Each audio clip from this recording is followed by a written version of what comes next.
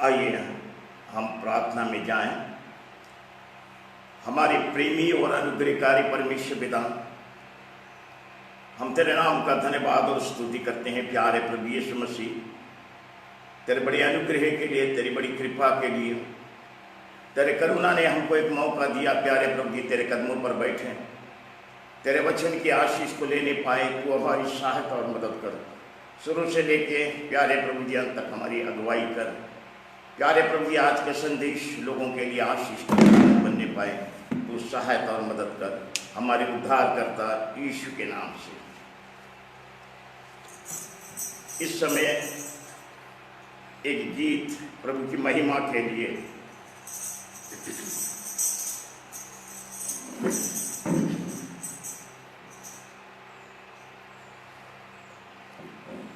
तेरे लहू से मुझे धोले तू प्रभु, पूरी तौर से अभी तेरे समान होने के लिए मेरे जीवन में कम कर तू प्रभु।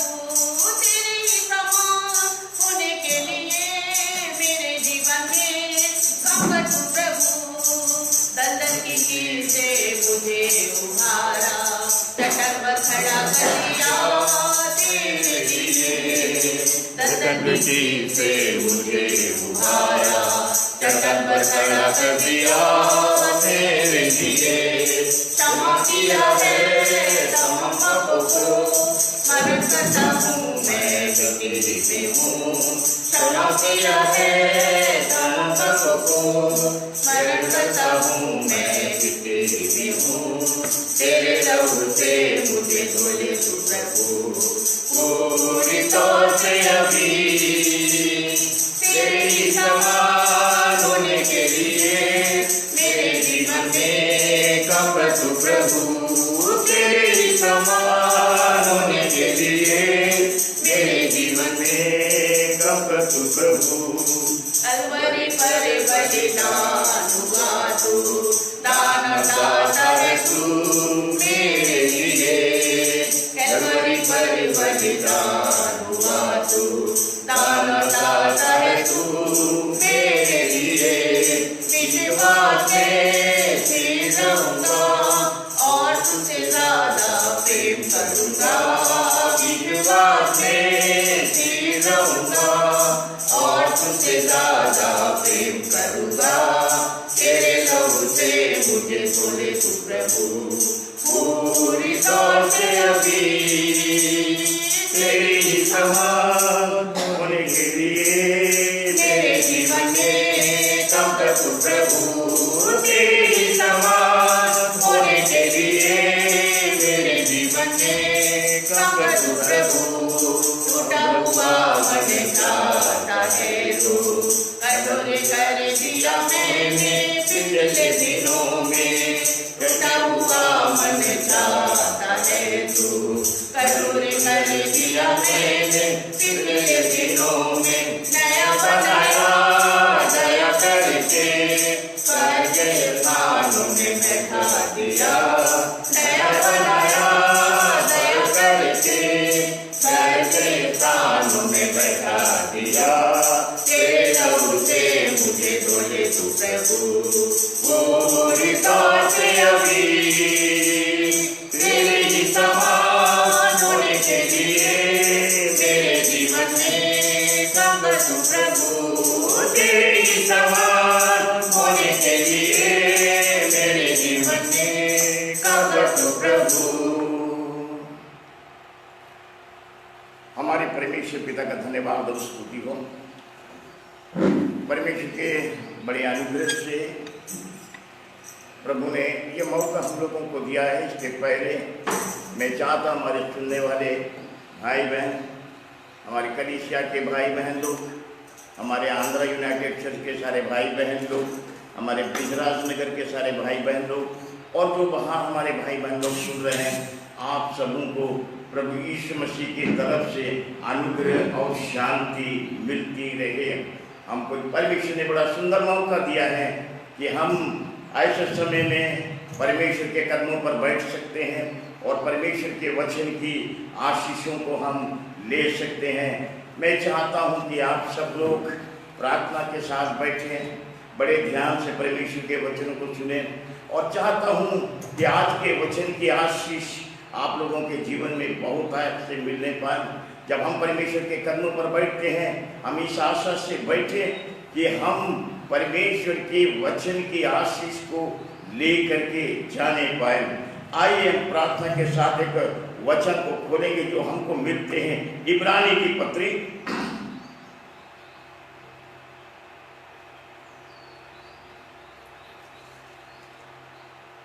और उसका 9वां अध्याय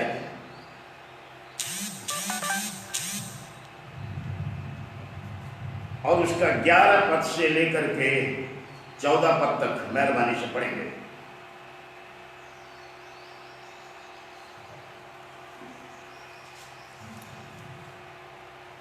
परंतु जब मसीह आने वाली अच्छी अच्छी वस्तुओं का महायाजक होकर आया तो उसने और भी बड़े और सिद्ध तंबू से होकर, जो हाथ का बनाया हुआ नहीं अर्थात इस सृष्टि का नहीं और बकरों और बछड़ों के लहू के द्वारा नहीं पर अपने ही लहू के द्वारा एक ही बार पवित्र स्थान में प्रवेश किया और अनंत छुटकारा प्राप्त किया।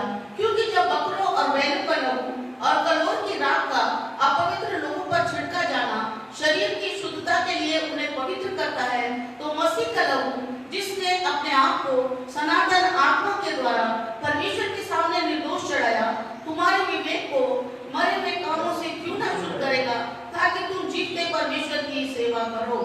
परमेश्वर के नाम का धन्यवाद, परमेश्वर के नाम का स्तुति। परमेश्वर अपने इस वचन के पढ़े जाने पर आशीष दे। ये इब्रानी की पत्री अपने आप में एक बड़ा आत्मिक और ईश्वरीय प्रकाशन को प्रकट करती है। इसके बारे में लोगों के अलग अलग विचार हैं कि लेखक कौन है। कोई कहता है पौलुस, कोई कहता है पतरस, कोई कहता है और भी अलग अलग लोगों के नामों को लेकर के कोई अवकिला और प्रस्किला को बोलते हैं, कोई लोग सिलास का नाम लेते हैं। तो इस पत्रिका के बारे में सही बात अब तक नहीं मालूम पड़ी कि इसको लिखा किसने है, लेकिन हम एक बात जानते हैं कि इस पत्री को जिसने लिखा है उसको परमेश्वर जानता है। और इसीलिए इसमें बड़ी भेद की बात है। यीशु मसीह को भविष्यवक्ताओं में सबसे श्रेष्ठ बताया गया, यीशु मसीह को याजकों में सबसे श्रेष्ठ बताया गया, यीशु मसीह को स्वर्गदूतों से सबसे श्रेष्ठ बताया गया है। और इस प्रकार से हमारे प्रभु यीशु मसीह को याजकों में से सबसे श्रेष्ठ बताया गया है। और प्रभु यीशु मसीह के अद्भुत उसके लहू और उसके मृत्यु के बारे में वर्णन बड़े अद्भुत रीति से आया है। यह इब्रानी की पत्री परमेश्वर के लोग अगर इसको बार बार पढ़े, या पत्री आपसे बोलेगी, या पत्री आपसे बातचीत करेगी, या पत्री आपको परमेश्वर के नजदीक लाएगी, या पत्री के अंदर परमेश्वर ने अपने अभिप्राय को यीशु मसीह के लहू के द्वारा, यीशु मसीह के मृत्यु के द्वारा, यीशु मसीह के बलिदान के द्वारा, यीशु मसीह के लहू की सामर्थ के द्वारा, मसीह के बलिदान के द्वारा पाप क्षमा के बारे में बड़ी अद्भुत बातें परमेश्वर के वचन में दिया है, जो परमेश्वर के लोगों के लिए बहुत ही जरूरी है। आज थोड़ी देर हम यीशु के लहू के विषय को ध्यान करने के लिए जा रहे हैं। हम यीशु मसीह के मृत्यु के विषय को ध्यान करने के लिए जा रहे हैं। हम यीशु मसीह के अद्भुत उस योजना को जो परमेश्वर पिता के द्वारा पूरा हुआ है उसको याद करने के लिए जा रहे हैं, ताकि हम थोड़ी देर परमेश्वर के कदमों पर बैठें और परमेश्वर के वचनों की वो आशीष को ले जो कभी कभी हमारे समझ से परे गए। बाइबल हमारे प्रभु यीशु मसीह के बलिदान के विषय को जो बताते हैं वो अपने आप में अद्भुत है। वो शुरू होता है इब्राहिम से, उसके बेटे इसहाक से शुरू होता है, और बड़ी अद्भुत रीति से वो इसहाक प्रभु यीशु मसीह का प्रतिछाया बन जाते हैं। हम उसके बाद देखते हैं वो मेमने के लहू के द्वारा जो मिस्र में परमेश्वर के लोगों ने छुटकारा पाया है, वो हम उस प्रतिश्रुति को भी वहां पर हम देखते हैं।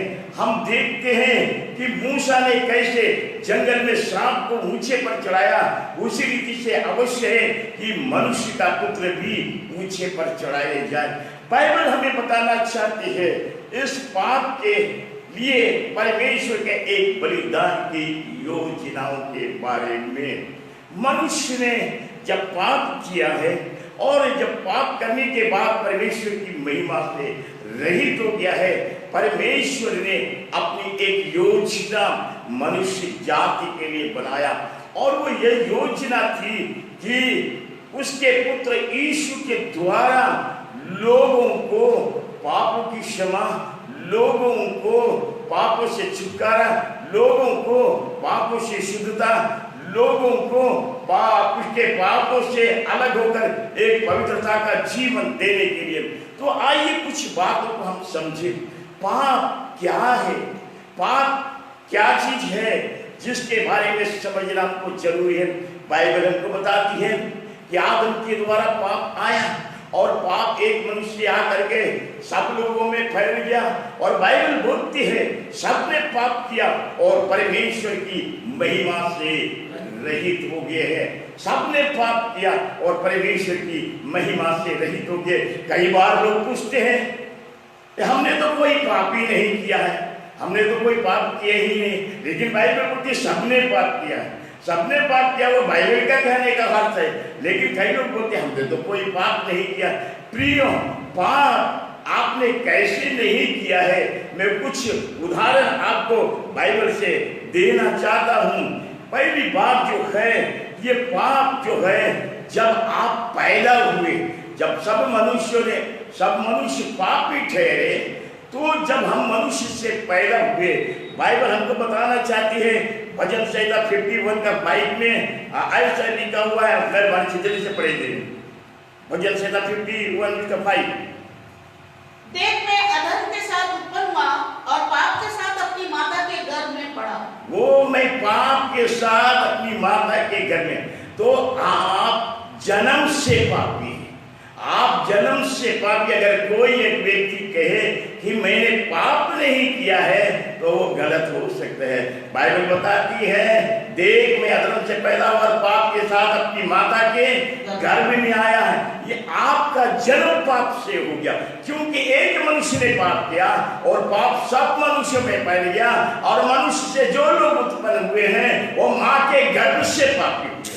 बाइबल बताना चाहती है और एक दूसरी बात को प्रकट करना चाहती है कि यह बात वो है कि बाइबल हमें यह बात को बताना चाहती है। जीनेसिस उत्पत्ति की पुस्तक उसका 6वां अध्याय का 5वां पद, मनुष्य के मन में जो कुछ भी उत्पन्न होता है, मनुष्य के अंदर जो कुछ भी पैदा होता है, 6वां अध्याय उसका 5वां।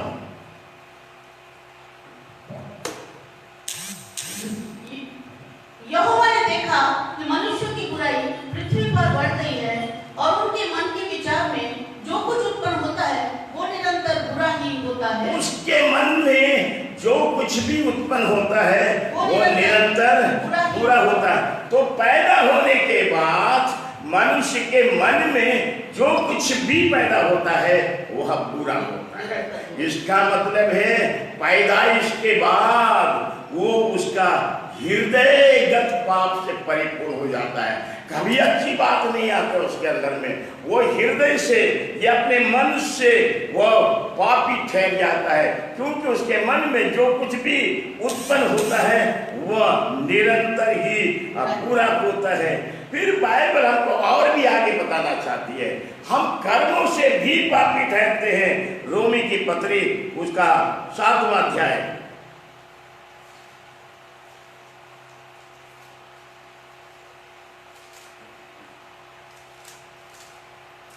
रोमी की पत्री और उसका 7वां अध्याय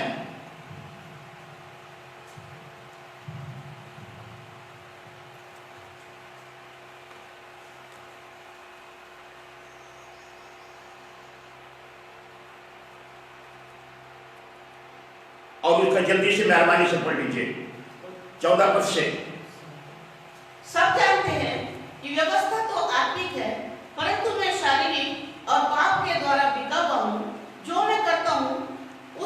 नहीं जानता, क्योंकि जो मैं चाहता हूँ वो नहीं किया करता, परंतु जिससे मुझे घृणा आती है वही करता हूँ। यदि जो मैं नहीं चाहता वही करता हूँ तो मैं मान लेता हूँ कि व्यवस्था भली है। तो ऐसी दशा में उसका करने वाला मैं नहीं वरन पाप है जो मुझ में बसा हुआ है। मैं जो कुछ करता हूँ, मैं अच्छा करना चाहता हूँ परंतु नहीं कर सकता। मैं जो बुरा करना नहीं चाहता हूँ वो मैं करता हूँ। इसका मतलब है ये पाप मेरे कर्म में भी है, या पाप मेरे जन्म में है, या पाप मेरे मन में है, या पाप मेरे कर्म के अंदर में है। मैं कोई अच्छा काम करना चाहता वो नहीं करना, जो बुरा नहीं करूंगा करे वही होता, तो उसका करने वाला मैं नहीं हूं परंतु मेरे अंदर बसा हुआ पाप है। इसलिए बाइबल बोलती है सबने पाप किया और परमेश्वर की महिमा से रहित हो गए। सबने पाप किया और परमेश्वर की महिमा से रहित हो गए। प्रियो, इन दिनों में हम हमारे प्रभु यीशु मसीह के दुख के बारे में बहुत से लोग ध्यान कर रहे हैं। वो आज एक ऐसा दिन है जिसको सारे संसार के अंदर में लोग एक यीशु मसीह के मृत्यु के बारे में विचार कर रहे हैं। लेकिन मैं आपको बतलाना चाहता हूं, ये बाइबल हमें जो बातों को बताना चाहती है, जिन बातों को हमने इसको पर्वों के रूप में लिया, ये पर्वों के रूप में हम यीशु मसीह के मृत्यु को देखना चाहते हैं। पर्वों के रूप से आप यीशु मसीह की मृत्यु को नहीं देख सकते हैं। पर्वों के रूप से आप यीशु मसीह के बारे में नहीं मालूम कर सकते हैं। पर्वों के विषय में, पर्वों के द्वारा आपके जीवन में परिवर्तन नहीं आ सकता है, क्योंकि पर्व जो है एक हमारे जीवन का सिस्टम बन गया। पर्व हमारे जीवन का एक आदतन बन गया है, ताकि हम पर्व को पालन करने वाले लोग बन जाएं। पर्व को पालन करना बाइबल हमको इस तरीके की शिक्षाओं से वंचित रखती है। परमेश्वर के लोगों को परमेश्वर के वचन की सच्चाई पर आना चाहिए। पर्व परमेश्वर ने इस्राएली जातियों को दिया। पर्व परमेश्वर ने इस्राएली जातियों को जब जब दिया, वे पर्वों को मानते थे, पर्वों को पालन करते थे। पर्वों के अनुसार दिनों, महीनों और जो जो पर्व परमेश्वर ने दिया, लेकिन परमेश्वर ने देखा कि ये पर्व पालन करने वाले पर्व पालन तो करते हैं, लेकिन परमेश्वर कहता है मैं तुम्हारे पर्वों से बैर करता हूं, क्योंकि वो एक परंपरा बन गई, वो एक परंपरा बन गई, वो एक नियम बन गया, वो एक विधि बन गई, वो एक सिस्टम बन गया, वो एक कस्टम बन गया, वो एक ट्रेडिशन बन गया, और लोग एक पर्व पालन करने के रास्ते पे जाए, लेकिन परिवर्तन कुछ नहीं आता है, क्योंकि परंपरावादी बन गए हैं। प्रियो, बाइबल हमें ये बात को बताना चाहती है कि परमेश्वर ने नए नियम में हमें कोई भी पर्व नहीं दिया, एक भी पर्व नहीं दिया। कोई भी पत्री हमको पर्व को पालन करने के बारे में नहीं बताती है, ना ही तो पौलुस ने, ना ही तो पतरस ने, ना ही तो अन्य प्रेरितों ने, किसी ने भी हमको पर्व को पालन करने के बारे में नहीं बताया। क्यों? क्योंकि परमेश्वर के वचन में लिखा हुआ है, कुलुसी की पत्री के अंदर में लिखा हुआ है, ये कुलुसी की पत्री उसका 2 अध्याय उसका 16 और 17 पद को मेहरबानी से जल्दी से पढ़ें।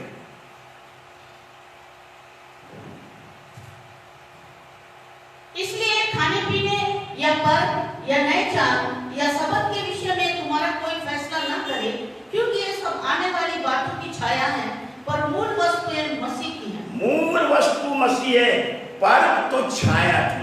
पुराने जमाने में जो पर्व थी वो छाया थी, वास्तविक चीज मसीह है।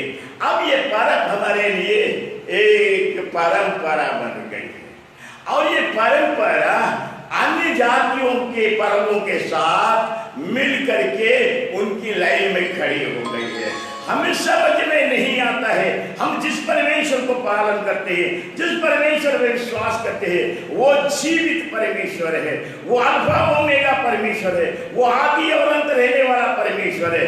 हम उसको पर्वों पर नहीं पहचान सकते हैं। हम उसको पहचानते हैं परमेश्वर के वचन की सामर्थ्य में, परमेश्वर के वचन के प्रकाश में, परमेश्वर की योजना में, परमेश्वर के किए हुए अभिप्राय में और परमेश्वर की मनसा में, परमेश्वर की आज्ञाओं में, परमेश्वर के उपदेशों में, परमेश्वर के दिए हुए वचनों की सामर्थ्य में हम परमेश्वर की इस योजना को जानते हैं। और इसीलिए परमेश्वर ने अपने पुत्र की योजना को पुरातन नियम से प्रकट करते करते करते करते लाया। जब अब्राहम को कहा तेरे बेटा को बलिदान चढ़ाना, और वो अपने बेटा को बलिदान चढ़ाने के लिए गया। बेटा पूछता है रास्ते में, पिताजी हमने आग रख लिया, हमने चाकू रख लिया, हमने लकड़ी रख लिया, लेकिन हमने मेमना नहीं रखा क्या बलिदान चढ़ाने के लिए। अब्राहम ने कहा परमेश्वर उसका उपाय करेगा। और ऐसा हुआ कि जब अपने बेटे को बलिदान की वेदी पर बांधा और हमको हाथ लगा के मारने की कोशिश की आवाज आई, अपने बेटे पर हाथ मत उठा। मुझे एक झाड़ी में एक बेटे को बंधा हुआ देखा, वो उसके सींग से फंसा हुआ था, कांटों से फंसा हुआ था, और वो एक प्रभु यीशु मसीह का प्रतिरूप को प्रकट किया।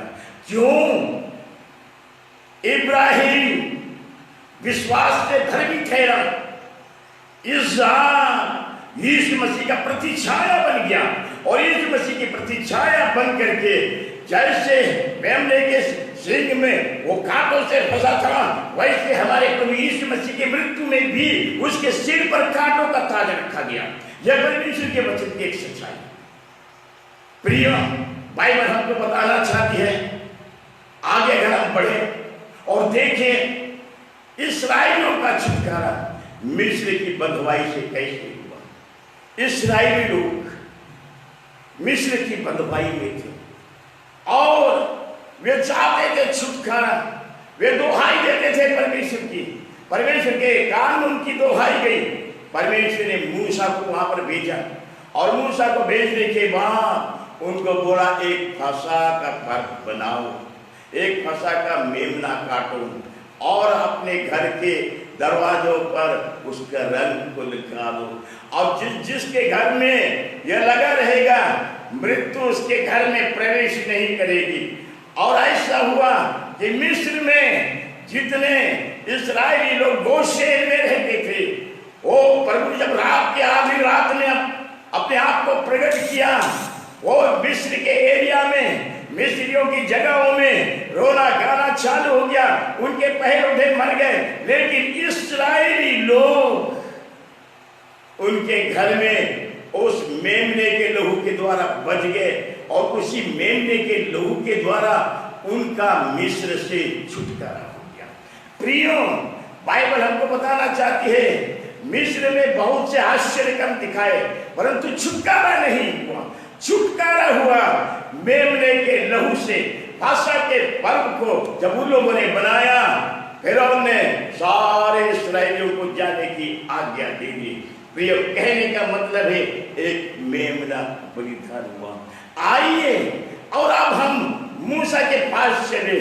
ओ मूसा ने भी एक पीतल का सांप बनाया, लोगों सांप के काटने से मर रहे थे, उनको बोला जितने लोग इसको देखेंगे वे बच जाएंगे, और लोगों ने उस सांप को देखा और लोग बच गए।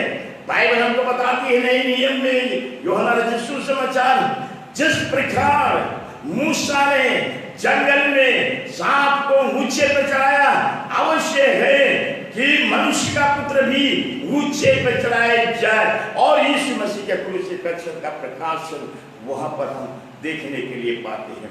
प्रियो, बाइबल हमें बात को बताना चाहते हैं, जब यीशु मसीह दुनिया में आया और बपतिस्मा लेने के लिए यरदन में गया, उस समय यूहन्ना ने कहा देखो परमेश्वर का मेमना जो जगत के पाप को उठा करके लेके जाता है।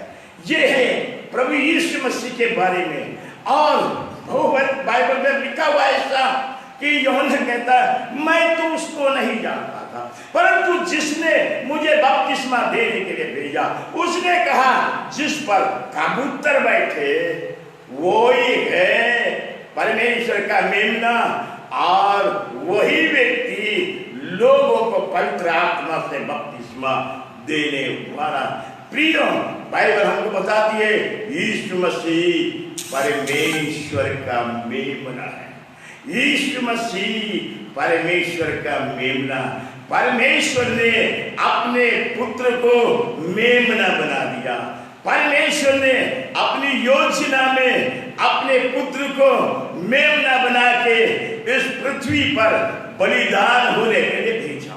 यह अपने आप में एक अद्भुत बात है, क्योंकि इसके पहले इस्राएली लोग, वो उनके मध्य में एक रीति थी, याजकों के पास जाते थे और भेड़ बकरियों को बलिदान करते थे और उनके लहू के द्वारा वो उनको लोग छुटकारा पाते थे, पापों की क्षमा पाते थे। फिर भी लोग वही काम करते रहते थे।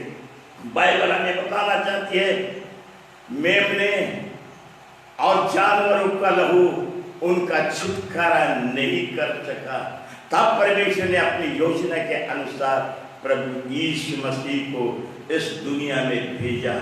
वह परमेश्वर का पुत्र, वो हमारे लिए मेमना बन गया, वो हमारे लिए बलिदान होने वाला मेमना बन गया। और बड़े जोश से यूहन्ना कहता है बिहोल्ड, देखो देखो, बिहोल्ड, देखो, देखना है इस मेमने को, इस मेमने को देखो। यह जगत का पाप किसी एक व्यक्ति, दो व्यक्ति का पाप को नहीं, जगत के पाप को उठा ले जाता है। बाइबल में पाप इतना वजनदार है, उसको उठा के ले जाना पड़ता है। पाप बहुत भारी है और बाइबल हमें बताना चाहती है पाप कितना भारी है। उसके बारे में उत्पत्ति की पुस्तक उसका 18वां अध्याय उसका 20 पद को मेहरबानी से पढ़ें।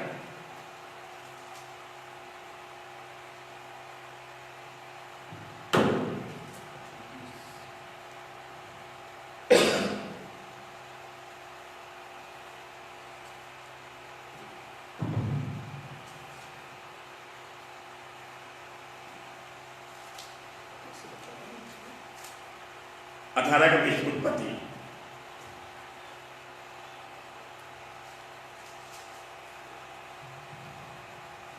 फिर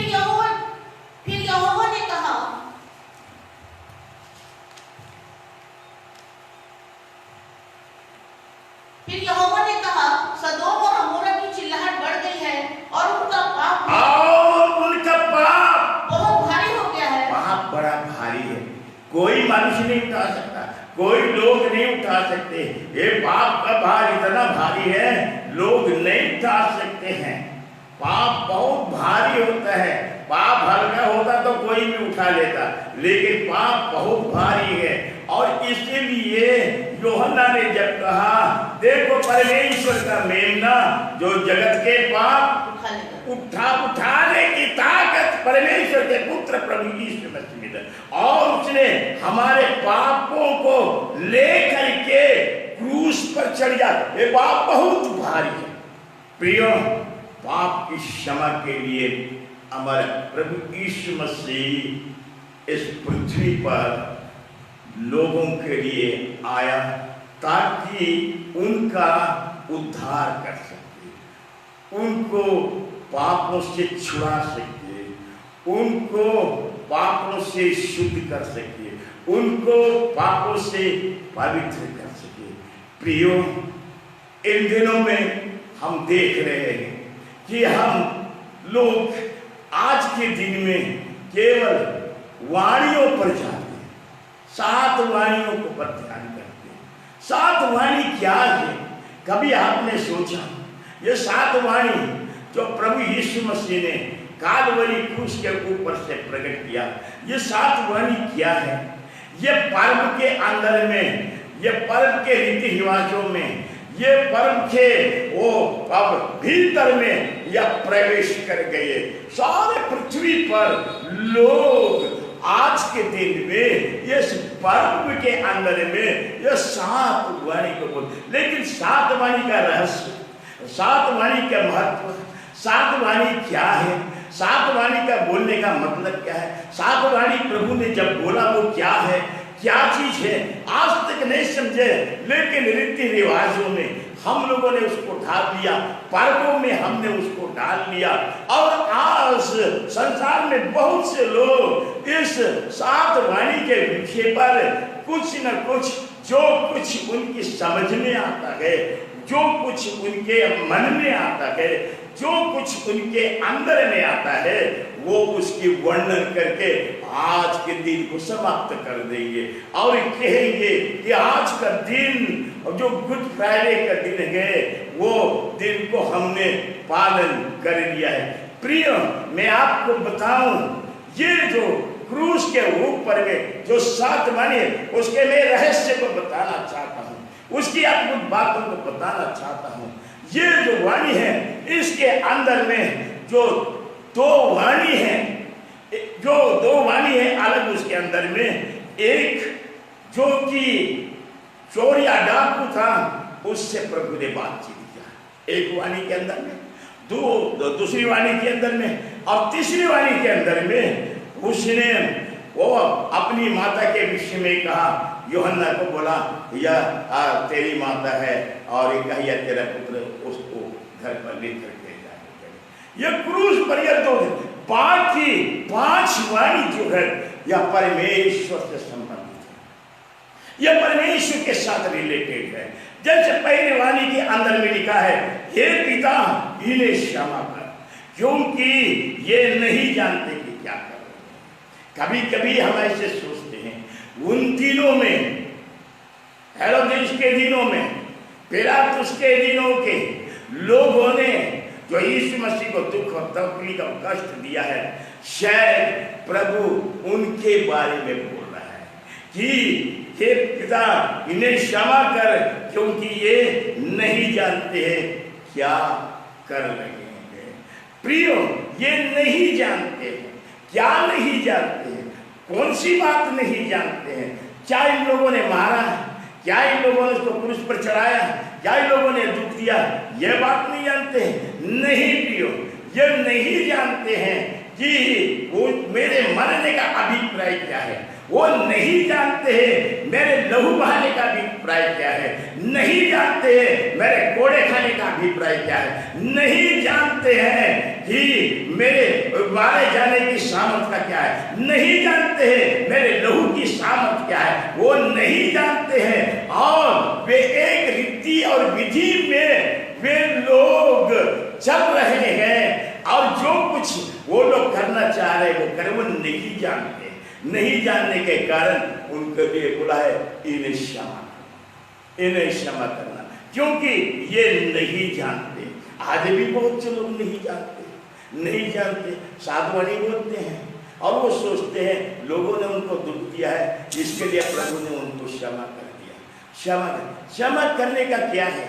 क्षमा केवल मार दिया इसलिए क्षमा करना, टांग दिया इसलिए क्षमा करना, कोड़े मारे इसलिए क्षमा करना? नहीं, वो क्षमा की बात इसलिए आई है, प्रभु जी जब ये जान जाएंगे, ये मालूम कर लेंगे, ये सब कुछ को मालूम हो जाएगा, मेरी मृत्यु का कारण क्या है, मेरे मृत्यु को प्राप्त करने का कारण क्या है, मेरा लहू बहाने का कारण क्या है, जब वो उसको जान जाएंगे और वे लोग अपने पाप को स्वीकार कर लेंगे, तो हे पिता इन्हें तू क्षमा कर देना, क्योंकि क्षमा प्रभु यीशु मसीह के पास है, क्षमा परमेश्वर के पास है, क्षमा पवित्र आत्मा के पास है, क्षमा परमेश्वर के वचन में है। प्रियो, परमेश्वर है जो पापों को क्षमा देता है। या पाप के विषय की दिशा में लोग सोचते हैं हमें क्षमा की दरकार नहीं थी, जो लोग सता रहे हैं उनके लिए वो कह रहा है क्षमा करना। प्रियो, पाप जो मनुष्य के जीवन में है, जिसके कारण परमेश्वर ने अपनी योजना में अपने पुत्र को भेजा। दूसरी बात या चौथे बात में जो कहते हैं वो परमेश्वर से उनका संबंध है। इलोही शब्द भी, हे मेरे परमेश्वर, हे मेरे परमेश्वर, तूने तूने मुझे क्यों छोड़ दिया है? ये मेरे परमेश्वर तूने मुझे क्यों छोड़ दिया? केवल परमेश्वर ने नहीं छोड़ा, उसके चेलों ने छोड़ दिया। उसने जिसको अच्छा किया उन लोगों ने छोड़ दिया। जिन लोगों ने रोटी खाई, जो बड़ी भीड़ उसके पीछे, उसको छोड़ दिया। सब लोगों ने उसको छोड़ दिया, कोई उसका साथ नहीं दिया। जब वो क्रूस लेके जा रहा था, कोई अपना नहीं था, कोई भी अपना नहीं था, सबने उसे छोड़ दिया। और इलोहिम इलोहिम शब्दार्थी, हे मेरे परमेश्वर तूने भी मुझे क्यों छोड़ दिया? क्यों छोड़ दिया? परमेश्वर तूने क्यों छोड़ दिया? लोगों ने तो छोड़ दिया, तूने क्यों छोड़ दिया? परमेश्वर की योजना में परमेश्वर ने अपने पुत्र को इसीलिए छोड़ा क्योंकि उसने जगत को प्रेम किया और अपने पुत्र को दे दिया। मुझको और आपको प्यार करने के लिए उसने प्रभु यीशु मसीह को छोड़ दिया, ताकि वो पाप के लिए बलिदान हो जाए, वो पाप के लिए बलि होकर के अपने लहू को चढ़ाए। दूसरे वाक्य में लिखा हुआ है, मैं प्यासा हूं। वो प्रभु यीशु मसीह जो कहता है, मैं जीवन का जल हूं, जो जल मैं तुमको दूंगा फिर कभी प्यासा नहीं होगा। लेकिन अभी यीशु मसीह कहते हैं, मैं प्यासा हूं। उसको प्यास लगी। ये प्यास कौन सी है? जब उसने उस सामरी स्त्री से बात किया तो उसको भी कहा, मुझे पानी पिला। वहां पे भी वो प्यासा था, वह मनुष्य की आत्माओं का प्यासा है। वो मनुष्य की उन आत्माओं को प्यासा है जो पाप में जिंदगी बिता रहे हैं, जो पाप में चल रहे हैं, जो पाप में रह रहे हैं, जो पाप में जीवन बिताते हैं। पाप उनका जीवन है, पाप उनकी संगति है, पाप उनका राज्य है, पाप उनका घराना है, पाप उनका आनंद है, पाप उनकी खुशी है। प्रभु ने ऐसी स्त्री के जीवन में देखा जो पूर्ण रीति से पाप के अंदर में थी। उसको देखा, बोले नारी मुझे पानी। आज वो क्रूस पर से कह रहा है, मैं प्यासा हूं। प्रियो, प्रभु आज भी प्यास है। किन के प्यासे हैं? जो अब तक जिंदगी पाप में गुजार रहे हैं, अब तक पाप के अंदर में चल रहे हैं, अब तक पाप में रह रहे हैं। आप ये मत सोचिए आप पाप में चल रहे। प्रभु को प्यास लगती है, वो प्यासा हूं, मैं प्यासा हूं। इनकी आत्मा बच्चा है, मैं इस बात का प्यासा हूं, इनको जीवन मिल जाए। मैं इसलिए प्यासा हूं, इनको पापों की क्षमा मिल जाए। मैं इसलिए प्यासा हूं, इनको उद्धार मिल जाए। मैं इसलिए प्यासा हूं कि वो अनंत जीवन को प्राप्त करें। मैं प्यासा हूं। और इस प्रकार से दूसरी बात हम आगे नहीं बढ़ेंगे। ये पूरा हुआ, 6वां बात में ये पूरा हुआ। यूहन्ना 19 के अंदर भी लिखा हुआ, यह पूरा हुआ क्या? परमेश्वर की योजना में परमेश्वर का पुत्र प्रभु यीशु मसीह क्रूस पर चढ़ के, और यह पूरा हो गया। यह काम जो करने का था, यह पूरा हो गया। बाइबल हमको बताना चाहती है, 7वें में कहा, हे पिता, मैं अपनी आत्मा तेरे हाथ में सौंपता हूं। और यह कहकर उसने प्राण को छोड़ दिया। यह पूरा हुआ, बलिदान पूरा हुआ। लेकिन अफसोस, जो बलिदान क्रूस पर पूरा हुआ है, आज हमने उसको पर्वों में पलट दिया। पर्व क्या है? पर्व हमारे जीवन के अंदर में एक रीति रिवाज है, पर्वों में डाल दिया है। ये पर्व में हमने जब डाल दिया है, रीति रिवाजों में हम आ गए हैं। रीति रिवाजों से हमारा छुटकारा नहीं हो सकता है, रीति रिवाजों से हम उद्धार नहीं पा सकते, रीति रिवाजों से हमारे को पापों की क्षमा नहीं मिल सकती है। प्रियो, बाइबल हमको बताना चाहती है, हम अब तक यीशु के उस मर्म को नहीं जाना है।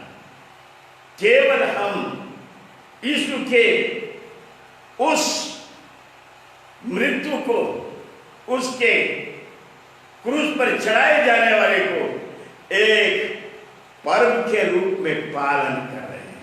हमारे लिए पर्व नहीं है, हमारे लिए वास्तविकता होना चाहिए। पर्व नहीं है हमारे लिए, लेकिन हमने इसको पर्व बना दिया। अगर आपने इसको पर्व बनाया है तो याद रखिए, संसार में जितने लोग, जितनी जातियां, जितने अलग अलग देवताओं के लोग पर्व बनाते हैं, आपने यीशु मसीह को उनकी लाइन में लाके खड़ा कर दिया है और आप उनको ये बता रहे हैं कि तुम पर्व मनाने वाले लोग, हम भी पर्व मनाने वाले लोग हैं, और हमने उनको इक्वल बना दिया है। हम पर्व के नहीं, हम पर्व के रीति रिवाजों में पढ़ने वाले लोग नहीं है। हम परमेश्वर के उस अभिप्राय को छाड़ा, हमने अब तक उसके मर्म को नहीं डाला। हमने शायद आज कितने लोग कई वर्षों से जब इस को पर्व के रूप में मना रहे हैं, कई लोग अपनी अपनी कलीसियाओं में सावधानियां बोलते हैं। कुछ लोग अच्छे चुन लिए जाते हैं, कुछ सेवकों को बुला लेते हैं, कुछ अच्छे बोलने वालों को बुला लेते हैं, कुछ पढ़े लिखों को बोलने के लिए बुलाते हैं। सब एक एक वाणी पर बातें करते हैं। प्रिय, अच्छा है, आपके विचार आप रखते हैं, आपकी सोच आप रखते हैं, आपकी बातों को आप प्रकट करते हैं, लेकिन आपकी बातें अपनी नहीं होना चाहिए थी, वचन की बातें आप में होना चाहिए थी, लेकिन आप अपनी बातें वचन में मिलाते हैं। प्रिय, ऐसा नहीं हो सकते, क्योंकि आपने यीशु के मर्म को, उसकी तकलीफ को नहीं जाना। आइए मैं यीशु की तकलीफ को थोड़ा देर प्रकट करना चाहता हूं। वो यीशु जो क्रूस पर चढ़ा हुआ है, जो वाणी वो बोल रहा है, वो वेदना के साथ, और हम जो लोगों को समझा रहे हैं पर्व में, वो पुलपिट पे खड़े होकर के समझा रहे हैं। कोई वेदना नहीं हमारे अंदर में, कोई तकलीफ नहीं हमारे अंदर में, कोई किसी किस्म की बात नहीं है। यीशु के दोनों हाथों में कांटे, पैरों में कांटे लगे हुए, वो उसमें लटका है, उसका वचन उसमें है।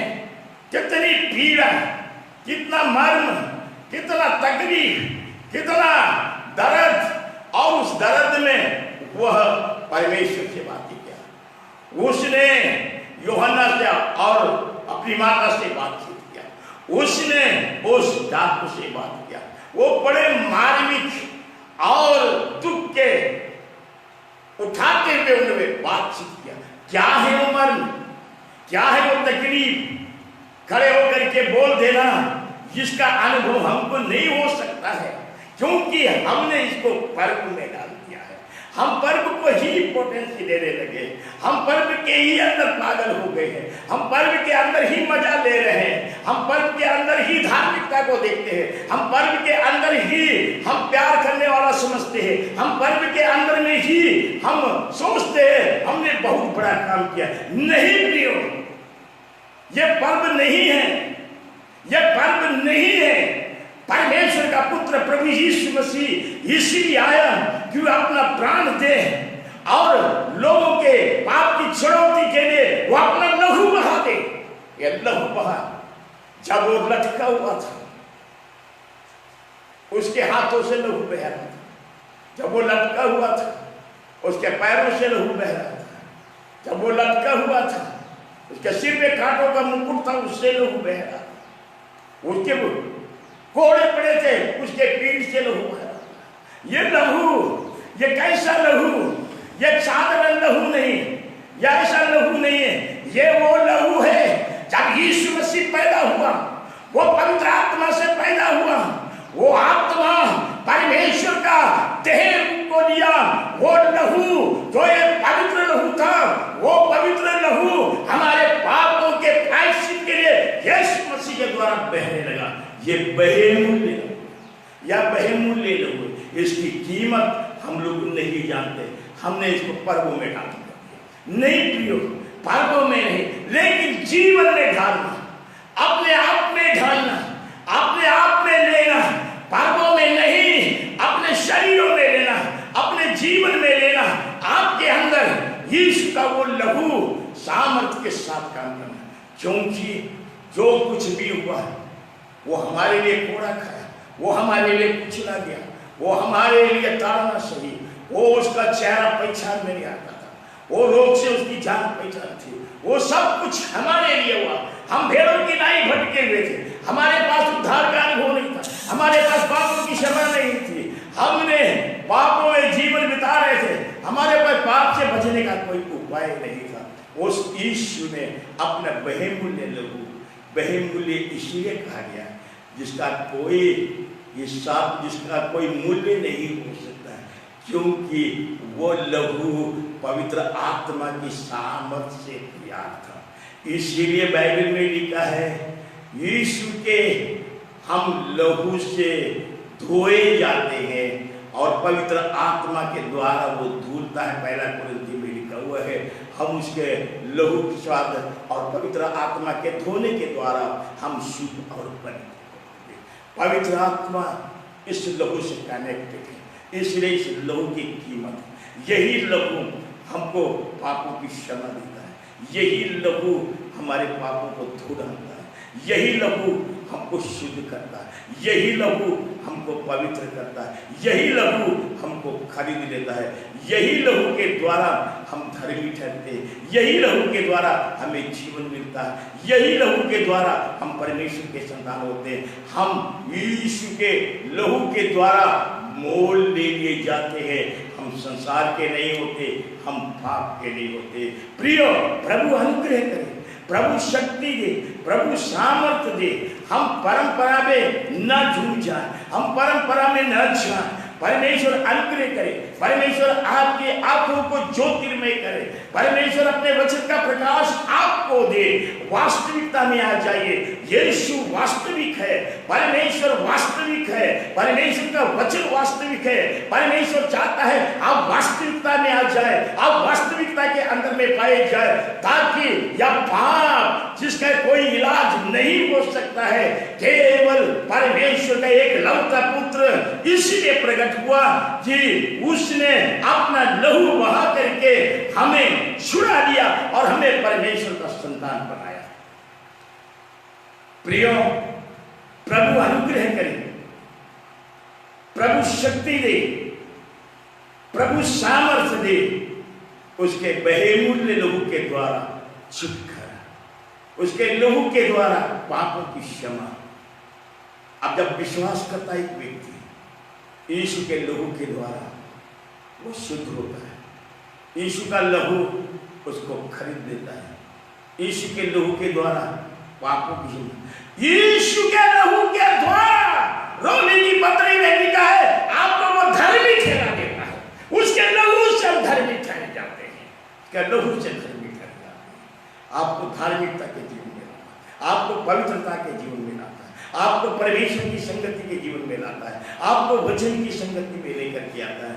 प्रियो, प्रभु अनुग्रह करे, प्रभु आपको शक्ति दे, प्रभु आपको सामर्थ्य। आप परंपरा में न जाइए, आप वास्तविकता में जाइए और वास्तविकता में आकर के आप अपने जीवन की उस गवाही को प्रकट किए कि यीशु मसीह ने मेरे पापों को धो दिया, मुझे शुद्ध कर दिया, मुझे पवित्र बना दिया, मुझे परमेश्वर का लोक बना दिया, मुझे खरीद लिया, मुझे अपना संतान बना दिया, मैं परमेश्वर का लोक। प्रभु यीशु मसीह ईश्वर। आज हमारे जीवन में यही एक आवश्यकता थी, हमारे जीवन में यही एक जरूरत थी, हम यीशु के द्वारा परमेश्वर के लोक बने, हमारे पाप मिट जाए, हमारे पाप धुल जाए। पूरब से पश्चिम जितना दूर है उतना दूर हमारे पाप चले जाए, हमारे पाप धुल करके शुद्ध हो करके श्वेत हो जाए, बर्फ के समान श्वेत हो जाए, ऊन के समान श्वेत हो जाए। क्योंकि परमेश्वर का वचन कहता है तुम्हारे पाप चाहे कितने लाही रंग के क्यों ना हो, लेकिन वे श्वेत हो जाएंगे। परमेश्वर चाहता है जैसा परमेश्वर पवित्र है, परमेश्वर चाहता है जैसा उसका वचन पवित्र है, परमेश्वर चाहता है जैसा उसकी आत्मा पवित्र है, परमेश्वर चाहता है जैसे यीशु मसीह पवित्र है, वैसे परमेश्वर चाहता है उसके लोग भी पवित्र बन जाए। इसलिए परमेश्वर ने कहा जैसा तुम्हारा बुलाने वाला पवित्र है वैसे तुम भी पवित्र बनो। पवित्र बनने का तरीका यीशु का लहू शुद्ध करता है, आपको पापों से और पवित्र बनाता है, परमेश्वर के निकट आने का हियाव हो जाते हैं। प्रियो, प्रभु अनुग्रह करे, प्रभु शक्ति दे, प्रभु सामर्थ्य दे, प्रभु आपकी अगुवाई करे, प्रभु आपको परंपराओं से, पारंपरों से वो आपकी आंखों को खोले, आपको परमेश्वर के वचन का प्रकाश दे, आपको परमेश्वर के वचन की सच्चाई दे। मैं उन्हें उनके बारे में नहीं बोलता हूँ जो इसको मानते और करते, लेकिन मैं विनती करता हूँ परमेश्वर के वचन का प्रकाश जब जब लोगों के पास पहुंचेगा, लोग ऐसी चीजों से अपने आप अलग होकर के परमेश्वर के उस अद्भुत बातों को, अद्भुत योजना को, अद्भुत काम को अपने जीवन में देखेंगे और गवाही देंगे। प्रियो, परमेश्वर का वचन यह चाहता है, हमारा प्रभु यीशु मसीह हमारे लिए क्रूस पर इसलिए चढ़ गया कि जब हम पापी थे तभी प्रभु हमारे लिए मरा। प्रियो, यीशु मसीह का मृत्यु मुझे जीवन देने के लिए, यीशु मसीह का मृत्यु मुझे पापों से क्षमा देने के लिए, यीशु मसीह का मृत्यु मुझे खरीद लेने के लिए। काश प्रभु अपने इस वचनों से आपसे बोले, बातचीत करें। परंपरा में मत जाइए, सिद्धांतों में मत जाइए, ट्रेडिशनों में मत जाइए, सिस्टम और कस्टम में मत जाइए। ये तो होते रहेंगे, दुनिया में होता रहेगा। आप परमेश्वर का वचन को जानिए, परमेश्वर के वचन पर चलिए, परमेश्वर के वचन को प्यार करिए। अगर नहीं समझ में आए तो आप भी परमेश्वर से प्रार्थना किए, हे प्रभु तू मेरी अगुवाई कर, तू अपने वचन का प्रकाश भेज के मेरी अगुवाई कर, मुझे समझा, मुझे ले चल, मुझे तेरे सत्य के मार्ग में दे, मुझे तेरे सत्य पर मेरी अगुवाई कर। जैसे दाऊद सत्य पर चलने के लिए परमेश्वर को पुकारता है, वैसे हम भी परमेश्वर को बोले, प्रभु मुझे सत्य पर चला, मुझे सत्य पर चला, मुझे सत्य पर चला। क्योंकि जब सत्य आएगा, सत्य आपको स्वतंत्र करेगा। सत्य जब आएगा तो आपको स्वतंत्र करेगा, क्योंकि परमेश्वर का वचन सत्य है। वचन पर ढाल दीजिए, सत्य पर आ जाइए। यीशु मसीह का मृत्यु आपको अनंत जीवन देता है, यीशु मसीह का मृत्यु आपको पापों की क्षमा देता है, और यीशु मसीह की मृत्यु आपको धर्मी ठहराता है। यीशु मसीह का लहू आपको शुद्ध और पवित्र बना करके अपने पास में ले आता है, क्योंकि आप यीशु के लहू से शुद्ध हो जाते हैं। प्रकाशित वाक्य में लिखा हुआ है, ये श्वेत वस्त्र पहने हुए कौन लोग हैं?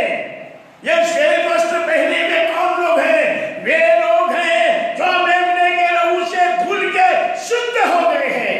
पवित्रता परमेश्वर की संगति है, पवित्रता वचन की संगति है, पवित्रता पवित्र आत्मा की संगति है, पवित्रता प्रभु यीशु मसीह की संगति है, पवित्रता कलीसिया की संगति है, पवित्रता परमेश्वर के वचन में जीवन बिताने की संगति है। परमेश्वर ऐसा ही अनुग्रह करे, परमेश्वर ऐसे ही शक्ति दे, परमेश्वर ऐसे ही सामर्थ्य दे, और आप इस वचन के द्वारा आपको आशीषों से भरे, अपने प्रेम में, अपने पहचान में, अपने आत्मिकता में, अपनी सच्चाई में आपको परमेश्वर के वचन में ढाल दे, प्रभु यीशु मसीह की सच्चाई में ढाल दे, उसके लहू की सच्चाई में ढाल दे, परमेश्वर के प्रेम की सच्चाई में ढाल दे। आप परमेश्वर के नजदीक पहुंच जाए, परमेश्वर को उपस्थिति को महसूस करें, परमेश्वर से बातें करें, परमेश्वर के वचन को पढ़ें, परमेश्वर के वचन को ध्यान करें, रात और दिन ध्यान कीजिए, परमेश्वर का वचन आपसे बोलेगा।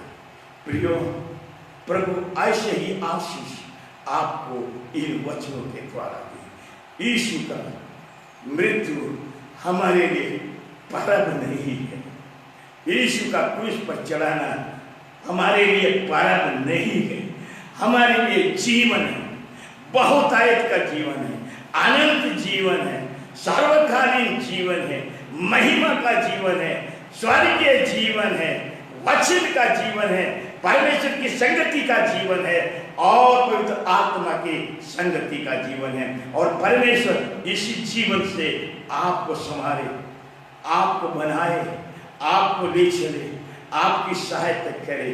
आप परमेश्वर से अगुवाई मांगे, प्रभु मुझे सत्य पे चला, प्रभु मुझे सत्य पे जीवन जीने के लिए अनुग्रह दे, तेरा वचन सत्य है। वो सत्य पर चलने के लिए, वो सत्य पर आपको सत्य का आत्मा चलाएगा, वो सत्य का परमेश्वर का वचन वो आपको चलाएगा।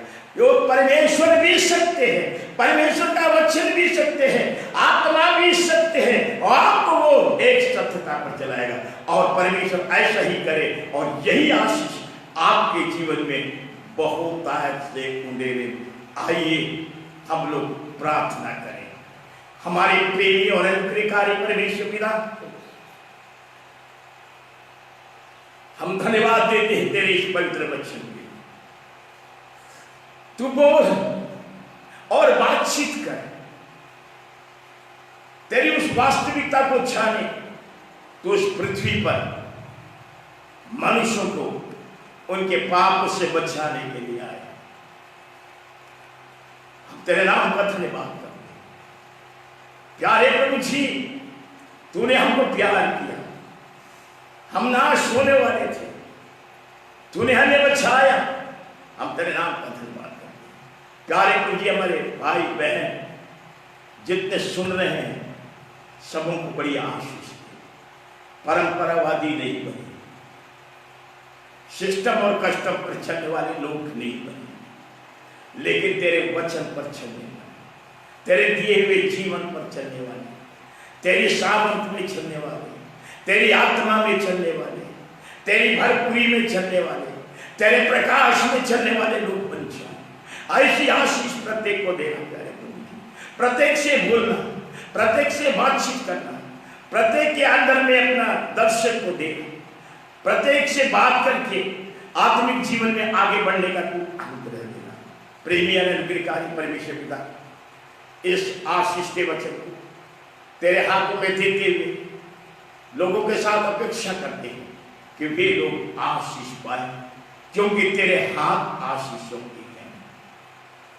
तू आशीषों का देने वाला परमेश्वर है। तूने इब्राहिम को आशीष दिया, तूने याकूब को आशीष दिया, तूने अपनी प्रजा इस्राएल को आशीष दिया। तू अपने लहू से खरीदे हुए लोगों को भी आशीष देता है, और वो भी स्वर्ग के स्थानों में तू सब प्रकार की आशीष देता है। इसलिए हम तेरे नाम का धन्यवाद करते हैं। तेरे लोग तेरी आशीषों में जिए, तेरे लोग तेरी आशीषों में चले, तेरे लोग तेरी आशीषों में बने रहे, तेरे लोग तेरे आशीषों में उन्नति करें, तेरे लोग तेरे आशीषों में तेरे महिमा से भरे हुए आगमन का बात जोड़ने पाए। तू प्रत्येक को आशीष दे। हमारे उद्धार करता प्रभु यीशु मसीह के नाम से मानते सुन और ग्रहण कर, आमीन। हमारे परमेश्वर पिता का प्रेम, प्रभु यीशु मसीह का अनुग्रह, पवित्र आत्मा की सहभागिता आपसे लेकर के हमारा प्रभु यीशु मसीह के दोबारा आगमन तक हम सब सुनने वालों के साथ आपसे लेकर सदा सर्वदा तक होती रहे, आमीन।